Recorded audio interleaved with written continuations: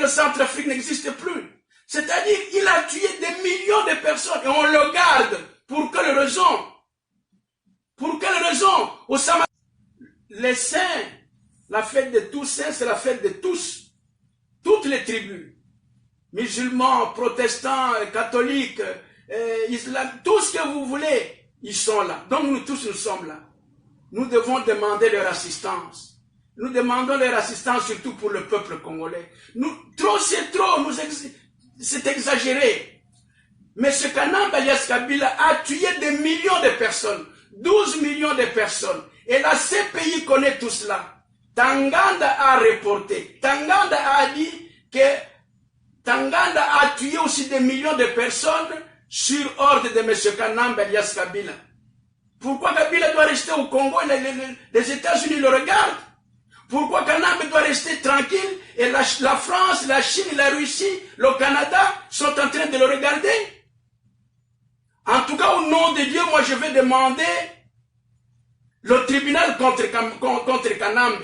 Et je demande à toutes les bonnes églises, pas seulement les églises du Congo, mais les églises d'Afrique et toutes les églises du monde, de pouvoir m'assister pour que ce monsieur-là réponde au mal qu'il a fait. 12 millions de personnes. Ça signifie que le Gabon n'existe plus.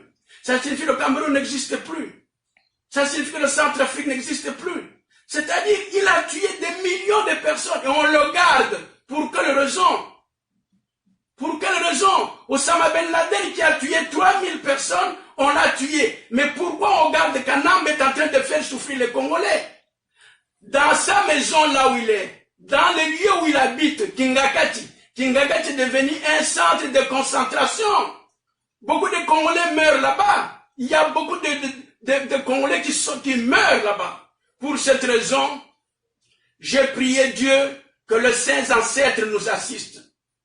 Que le saint que nous avons fêté hier et que nous fêtons l'octave aujourd'hui, assiste le peuple congolais, nous assiste. Moi, en tant qu'évêque, je les invoque, je les invite qu'ils viennent nous assister pour que M. Kanam Alias Kabila soit traduit à la justice. Il est en train de terroriser le peuple congolais. Pour cette raison-là, je vais terminer encore comme ceci. Que M. Félix, vous êtes devenu président de la République. Peu importe les moyens ou les conditions dans lesquelles vous êtes devenu président de la République. Vous êtes Congolais, vous êtes président de la République. Prenez charge de M. Kanambe. Moi, personnellement, à mon niveau en tant qu'évêque, je vais vous donner les jours. Je ne vous donne pas le nombre. Je vous donne le nombre je ne vais pas vous donner le nombre de jours, mais je vais calculer moi-même. Si ces jours-là passent et que vous ne faites rien, c'est-à-dire vous laissez le lion dans le bercail du Congo pour qu'il puisse terminer tous les Congolais, alors vous et lui, je vous mettrai devant le tribunal. Faites de sorte que ce monsieur-là, voilà, il est en train de chercher de revenir au pouvoir. Mais c'est quel courage! Après avoir commis des crimes et des crimes, pas seulement des crimes humains, mais des crimes économiques. Combien de milliards qu'il a pris du Congo, et le Congo est pauvre aujourd'hui. Plus de 645 000 milliards qui se trouvent entre ses mains, qui se trouvent dans d'autres banques.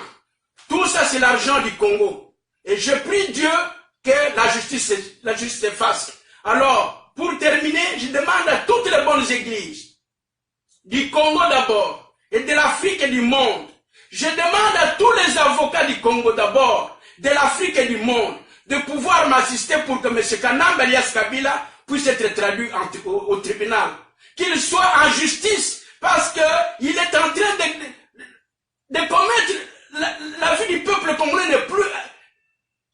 La vie n'a plus de sens. Au Congo, la vie n'a plus de sens à cause de lui. Et qu'il y ait une enquête dans la concession qu'il habite aujourd'hui. Les gens sont en train de mourir. Nous avons beaucoup de preuves. Et nous demandons à toutes les bonnes églises du monde, commençant par les églises du Congo, de pouvoir se mettre à côté de nous pour que nous puissions traduire M. Kanam Alias Kabila au tribunal. C'est monsieur pourquoi je vous dis ainsi. Moi, j'ai écrit une lettre plutôt à l'année 2016. J'ai écrit une lettre que j'avais donnée à son ambassadeur qui est ici aux États-Unis pour lui dire qu'il demande pardon. Pour tous les mal qu'il a fait, s'il demande pardon, il n'y aura rien. Jusqu'aujourd'hui, il n'a jamais rien fait. Je vous lirai la lettre dimanche prochain. Cette lettre-là, je l'ai donnée à l'ambassadeur ici aux États-Unis. Il n'a pas encore changé, c'est le même ambassadeur. Qu'il lui ait donné, qu'il ne lui ait pas donné, je ne sais pas. Mais je vous lirai la lettre pour vous dire que je lui ai demandé que le mal qu'il a commis, qu'il doit demander pardon. Il ne l'a pas fait et il continue à revenir pour qu'il puisse continuer à massacrer.